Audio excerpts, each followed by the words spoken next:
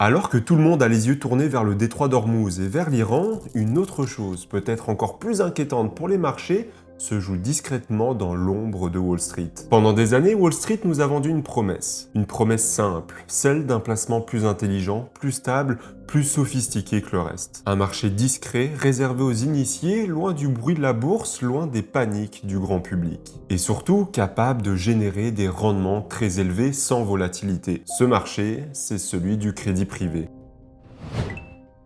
Et aujourd'hui, quelque chose commence à s'effondrer. Depuis plusieurs mois, les signaux inquiétants s'accumulent. BlackRock a limité les retraits sur l'un de ses fonds de crédit privé. Avant lui, Bluehole avait déjà plafonné des retraits en février. BlackRock a bloqué les retraits sur un de ses fonds de dette privée parce qu'il y avait trop de demandes de retrait. Alors c'est dans le contrat, chacun a signé le contrat, c'est pas une surprise. Mais là, cette fois, le contrat s'est appliqué et effectivement, au-delà de 5% de retrait, tout est bloqué. Morgan Stanley a lui aussi restreint les rachats sur son fonds après des demandes de sortie portant sur près de 11% des parts en circulation. Et chez Cliffwater, sur un fonds de 33 milliards de dollars, les demandes de rachat ont atteint environ 14%, forçant le gestionnaire à plafonner les rachats à 7%. En résumé, des investisseurs veulent récupérer leur argent et découvrent soudain que la sortie est beaucoup plus difficile que prévu. Les défauts augmentent, certaines entreprises financées par cette dette survivent artificiellement. Et de plus en plus d'analystes se demandent si ce marché, longtemps présenté comme l'un des piliers les plus robustes de la finance moderne, n'est pas en train de devenir son prochain point de rupture. Le plus troublant, c'est que le grand public n'en a presque jamais entendu parler. Ils connaissent les actions, l'immobilier ou encore les obligations, mais le crédit privé, lui, reste dans l'ombre. Et c'est justement ce qui le rend dangereux. Parce que les plus grandes crises financières ne commencent presque jamais dans les endroits que tout le monde surveille. Elles commencent dans les recoins du marché que la majorité ne comprend pas, jusqu'au moment où il est déjà trop tard. Le secteur du crédit privé pèse aujourd'hui plus de 2000 milliards de dollars, avec plusieurs signaux d'alarme qui rappellent ceux d'avant-crise. Vendredi soir à la clôture, Apollo a perdu 9%, Jefferies également des baisses de 8-9%, c'est pas anodin quand même. Non, alors ça c'est d'autant plus inquiétant, parce que ça peut véritablement créer une crise. Alors je vous parle pas que c'est demain la crise bancaire, mais c'est un élément important à surveiller, parce que là on est quand même sur des éléments de fragilité sur les marchés. Alors aujourd'hui on va répondre à une question simple. Le crédit privé est-il la prochaine bombe à retardement de Wall Street? Et pour comprendre pourquoi ce marché inquiète autant, il faut d'abord comprendre ce qu'il est réellement. Car en apparence, c'est très simple. Au lieu qu'une entreprise emprunte auprès d'une banque traditionnelle ou lève de l'argent sur les marchés publics, elle va emprunter directement auprès de fonds spécialisés, d'acteurs financiers privés, de géants de l'investissement. Autrement dit, ce sont des prêts, mais hors du circuit bancaire classique. Et c'est justement là que ce marché a prospéré. Après la crise de 2008, les banques ont été beaucoup plus encadrées. On leur a imposé plus de règles, plus de contraintes, plus de capital à immobiliser. En théorie, c'est une bonne chose, mais dans la pratique, les besoins du crédit, lui, n'a jamais disparu. Les entreprises n'ont cessé d'avoir besoin d'argent, les rachats de sociétés ont suivi leur cours,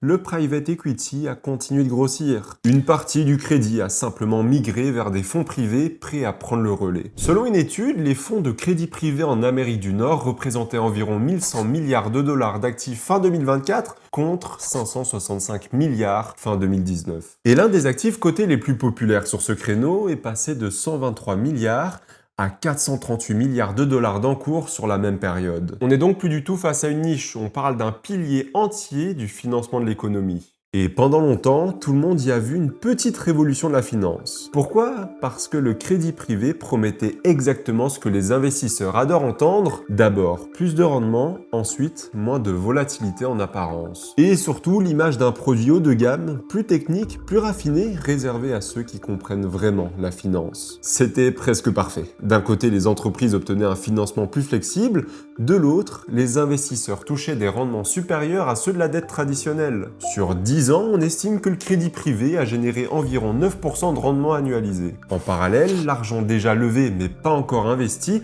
atteignait 305 milliards de dollars dans ce secteur. Et au milieu, Wall Street vendait tout ça comme une machine à cash bien huilée. Bref, le genre d'innovation qui donne l'impression d'avoir résolu un vieux problème, mais seulement en apparence. Car en finance, quand quelque chose semble trop parfait, il faut toujours se demander où est le risque caché. Et dans le crédit privé, ce danger se trouve dans un mot que les investisseurs détestent entendre, l'illiquidité. Et là, c'est là toujours qu'on voit les crises bancaires. C'est à ce moment-là qu'on les voit. C'est quand la liquidité se retire. Donc le risque, c'est pas directement lié au risque géopolitique, mais le risque géopolitique fait qu'accentuer ça. Parce que oui, cette dette peut générer de beaux rendements, mais elle repose sur des actifs qui, par nature, sont difficiles à revendre rapidement. Quand vous détenez une action cotée, vous pouvez la vendre en quelques secondes, alors qu'un prêt privé accordé à une entreprise moyenne ou peu connue, c'est une toute autre histoire. Il n'existe pas le même marché secondaire, pas la même transparence, ni même le même fonctionnement. Et surtout, il n'y a pas des milliers d'acheteurs prêts à se positionner instantanément. La BCE souligne précisément que la rareté des données,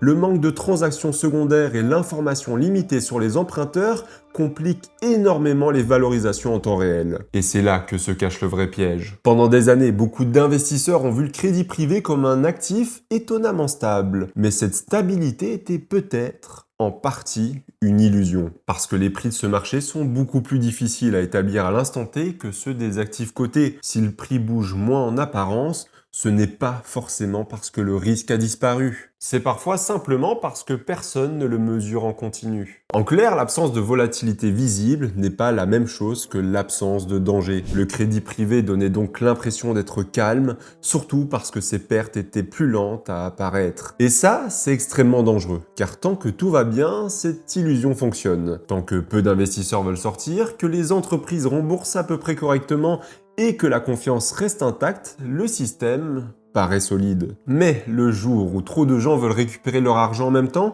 la réalité réapparaît brutalement. Et c'est justement ce que commence le marché à découvrir. Ces derniers mois, plusieurs grands fonds de crédit privé ont commencé à limiter les retraits. BlackRock et Bluehole ont choisi de refermer partiellement la porte. Morgan Stanley, de son côté, n'a restitué que 169 millions de dollars, soit 46% des demandes déposées pendant la fenêtre de rachat de son fonds. Et selon Reuters, cela ne représentait que 5% des unités, conformément aux limites prévues par le fonds. Et ça, ce n'est pas un simple détail technique, c'est un signal énorme. Parce que cela veut dire qu'au moment où les investisseurs ont voulu récupérer leur argent, les gérants ont dû les arrêter. Sauf qu'en finance, la confiance repose souvent sur une illusion très fragile, l'idée que la porte de sortie sera toujours ouverte. Le problème, c'est qu'un actif illiquide ne devient pas liquide simplement parce qu'on vous le promet sur papier. Si l'argent est engagé dans des prêts complexes, longs, négociés, difficiles à céder, alors la sortie rapide n'est qu'une option théorique. Tant que personne ne l'utilise massivement. Imaginez un immense bâtiment rempli de monde avec une seule petite porte de secours. Si tout le monde reste calme, ce n'est pas un problème.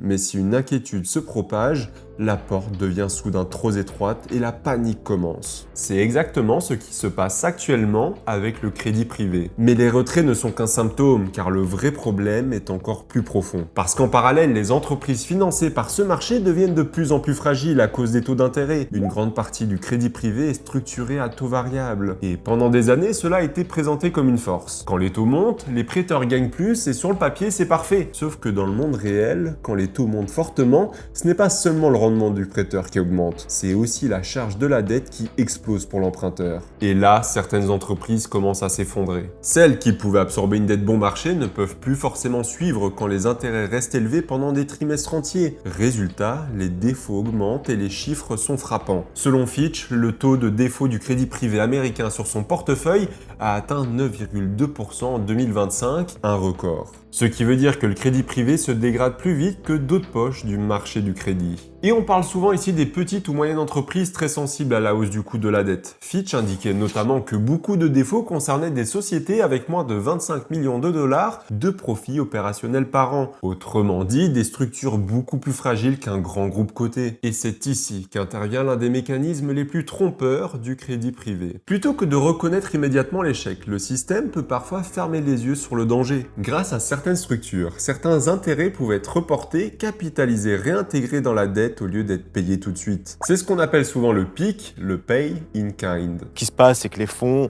utilisent plusieurs artefacts pour pouvoir soutenir quelque part cette dette. Donc elles amendent, elles prolongent la dette pour ne pas se retrouver à ce risque de défaut, ou elles changent les modalités, notamment sur les phases de remboursement. Sur le papier, cela donne l'impression que l'entreprise tient encore, qu'elle continue de vivre et d'honorer ses engagements. Mais en réalité, réalité, elle est parfois déjà en train de sombrer. Le FSOC note d'ailleurs que l'usage de ces clauses PIC a fortement augmenté en 2025 et s'est rapproché de ses plus hauts sur 4 ans. En d'autres termes, une partie du marché ne supprime pas les pertes, elle les reporte. Le crédit privé ne supprime donc pas toujours les problèmes. Parfois, il les maquille en les reportant dans le temps jusqu'au moment où ils deviennent trop gros pour être dissimulés. Et c'est précisément ce qui rend ce marché si inquiétant. Parce qu'il peut paraître résilient longtemps après que la situation économique réelle s'est déjà dégradée. Et comme souvent dans les crises, le plus dangereux n'est pas seulement ce qu'on voit. C'est ce qui relie ce marché au reste du système. Car le crédit privé n'est pas une petite bulle isolée d'un coin de Wall Street. Il est de plus en plus connecté aux grandes institutions financières. Que ce soit les banques, les assureurs, les fonds institutionnels et même les grands investisseurs qui eux-mêmes sont reliés à d'autres segments de marché. Et on le voit déjà dans les acteurs impliqués, car même des grands assureurs comme AXA évoluent désormais dans l'écosystème du crédit privé. Une étude indique que les engagements bancaires envers les fonds de crédit privé atteignaient environ 445 milliards de dollars au deuxième trimestre 2025. De son côté, la Réserve fédérale a montré que les montants engagés par les banques vers les crédits privés ont fortement augmenté ces dernières années. Autrement dit, si la situation se dégrade fortement, le problème ne restera pas forcément confiné. C'est là que le sujet devient beaucoup plus large. Parce qu'une crise financière ne devient pas systémique uniquement quand un actif baisse. Elle devient systémique quand les pertes se transmettent, quand la confiance se brise, quand la liquidité se raréfie et quand tout le monde commence à réduire son exposition en même temps. Le scénario pourrait être progressif avec d'abord davantage de retrait, ensuite davantage de blocage ou de limitation, puis des valorisations revues à la baisse, des pertes plus visibles, des prêteurs plus prudents, moins de crédits disponibles pour les entreprises et enfin une pression qui dépasse le seul marché du crédit privé pour contaminer le reste. Surtout qu'on a déjà eu plusieurs alertes. Reuters cite notamment la faillite du fournisseur automobile First Brand comme l'un des événements qui ravivent la méfiance sur la qualité réelle de certains portefeuilles de crédit privé. Une autre enquête rappelait aussi que plusieurs actifs avaient valorisé très haut certains prêts juste avant des accidents spectaculaires, notamment sur Renovo Home Partners, une société américaine spécialisée dans les travaux de rénovation. Ce n'est donc pas forcément un scénario à la Lehman Brothers. Et c'est important de le dire parce que comparer trop vite n'importe quelle tension à 2008 est souvent une erreur. Mais il serait tout aussi naïf d'ignorer les ressemblances. Car ce qui inquiète aujourd'hui, ce n'est pas que le crédit privé soit une copie exacte des subprimes. Ce qui inquiète, c'est qu'il commence à envoyer le même type de signaux. De l'opacité, des valorisations difficiles à vérifier, une croyance presque aveugle dans la solidité du produit, des promesses de liquidité sur des actifs qui ne le sont pas vraiment, et maintenant les premiers craquements visibles. Reuters souligne aussi un autre point souvent sous-estimé, la démocratisation du secteur. La part des investisseurs particuliers dans le fonds de crédit privé serait passée de 5,5% en 2020 à 16,6% fin 2024. Et plus un produit liquide s'ouvre à une base d'investisseurs large, plus le risque de retrait émotionnel augmente lorsque le climat change. C'est exactement ce genre d'ambiance qui rend le marché nerveux. Pas parce que tout est déjà en train de s'effondrer, mais parce que les investisseurs commencent à se demander si ce qu'ils avaient acheté correspond réellement à ce qu'on leur avait vendu. Et il y a un autre facteur qui ajoute encore plus d'incertitude, l'intelligence artificielle. Une partie importante du crédit privé est exposée à des entreprises de services, de technologie et de logiciels. Selon une note UBS, les services représentent 25 à 30% des investissements et la technologie 20 à 25%. Et justement, ce sont des secteurs qui souffrent beaucoup plus en bourse depuis le début de l'année. Le Monde note même que les éditeurs de logiciels, qui faisaient partie des placements stars de ces dernières années, doivent désormais prouver qu'ils ne seront pas remplacés à court terme par des agents IA. Et pour un prêteur, c'est un problème énorme. Parce qu'un prêteur, contrairement à un actionnaire, ne profite pas pleinement de l'exposition potentielle d'une entreprise. Il touche surtout son coupon tant que tout va bien, mais il récupère une grosse partie du risque si l'entreprise s'effondre. C'est exactement ce qu'a résumé Stephen Mester, le président de Partners Group, dans le Financial Times. Selon lui, le taux de défaut du crédit privé pourrait doubler dans les prochaines années, passant au-dessus de 5%, alors que la moyenne sur 10 ans tournait autour de 2,6%. Sa logique est simple, dans un monde transformé par l'IA, le prêteur prend tout le risque sans profiter pleinement des gains. Et ça, c'est un cocktail très dangereux. Surtout dans un marché déjà tendu par les taux élevés, l'illiquidité, la hausse des défauts et les premières restrictions de sortie. Alors est-ce que le crédit privé est vraiment la prochaine bombe à retardement de Wall Street? La réponse honnête, c'est qu'on ne le sait pas encore, et c'est justement ça qui rend la situation encore plus tendue. Peut-être que le marché va simplement corriger, peut-être que les grands acteurs absorberont la pression, peut-être que les tensions actuelles ne seront qu'un épisode de stress parmi d'autres, mais peut-être aussi que nous sommes en train d'assister aux premières fissures d'un système beaucoup plus vulnérable qu'il ne voulait l'admettre. Parce qu'au fond, toute l'histoire du crédit privé repose sur une idée très simple, celle de transformer du risque complexe, illiquide et difficile à valoriser en produits rassurants, rentables et apparemment stables. Et tant que le cycle était favorable, cela fonctionnait. Mais lorsque les taux montent, que les entreprises souffrent et que les investisseurs réclament leur argent, le doute s'installe et la magie disparaît. Et soudain, le marché doit prouver qu'il est réellement aussi solide qu'il le prétendait. Car dans la finance moderne, ce qui est caché n'est pas forcément plus sûr. C'est parfois simplement plus lent à exploser. Et c'est peut-être ça la vraie leçon. Le danger n'est pas toujours ce qui fait du bruit. Il est parfois dans ce qui semble silencieux et d'apparence stable. Dans ce que tout le monde considère comme trop technique, trop spécialisé, trop éloigné du quotidien, pour représenter une menace, jusqu'au jour où ce marché deviendra un problème pour tout le monde. Et c'est précisément pour ça qu'il faut le surveiller maintenant. Pas quand la crise sera visible de tous, pas quand les gros titres parleront d'effondrement, pas quand les dégâts auront déjà contaminé le reste du système. Mais au moment où les premiers signaux apparaissent, là où la confiance commence à trembler, au moment où un marché longtemps présenté comme exemplaire commence à montrer qu'il repose lui aussi sur une fragilité très humaine, la croyance que tout ira bien, tant que personne ne pose vraiment les mauvaises questions. Et aujourd'hui, ces questions commencent enfin à être posées. Le crédit privé est-il vraiment aussi solide qu'on l'a prétendu? Les valorisations reflètent-elles la réalité? Les investisseurs comprennent-ils vraiment le niveau d'illiquidité qu'ils portent? Les défauts visibles ne sont-ils que le début d'un problème plus profond? Et surtout, si tout le monde veut sortir en même temps, qui sera encore là pour acheter? C'est peut-être ça la question la plus importante. Parce qu'en finance, tout semble stable, jusqu'au moment où la liquidité disparaît. Et si les prochaines secousses de la finance mondiale venaient justement de là, d'un marché immense, discret, opaque, que personne ne regarde vraiment, mais auquel tout le système est déjà relié?